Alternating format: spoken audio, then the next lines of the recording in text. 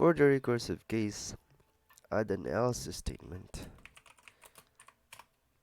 and return the result of calling decimal to binary function.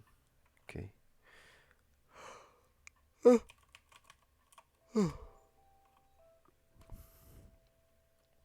Excuse me, I'm sick.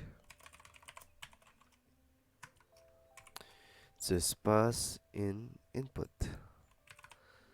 We pass the input, which is divided by 2, rounded off with mat.floor as an argument.